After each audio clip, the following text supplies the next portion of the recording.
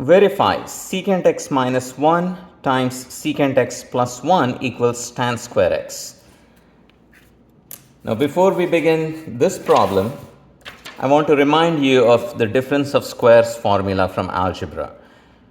If you multiply quantities that look like this, a minus b, a plus b. So the terms are the same, but one factor has a minus and the other factor has a plus in between the terms. Then the answer is simply going to be a square minus b square. You can FOIL this and see that there are two middle terms that cancel each other out, and these are the only two terms that survive.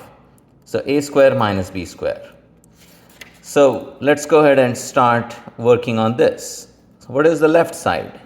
Secant x minus 1 times secant x plus 1. Now this looks like a minus b, a plus b. So we can use our difference of squares formula and write this as secant square x minus 1. Now, if you remember 1 plus tan square x equals secant square x, this is immediate. But let's say that the only Pythagorean identity you know is sine square plus cos square equals 1. Even then, we can prove this. What we need to do is convert all of the trig functions to sines and cosines.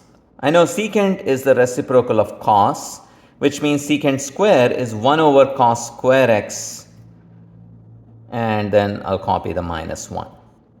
And notice, how do I combine these two fractions? I can think of 1 as 1 over 1, and I want to remind you, if you want to add or subtract two fractions, you can simply cross multiply to get the numerator. If it is a over b minus c over d, your numerator is going to be ad minus bc, and your denominator is going to be bd.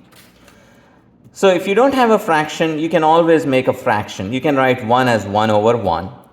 In that case, if you write it like that, 1 over 1, then your numerator is cross product, which is 1 times 1.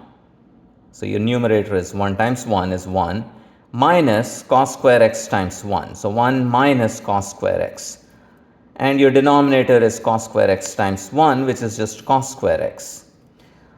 Now notice 1 minus cos square x happens to be equal to sine square x, because sine square x and cos square x together, they are 1.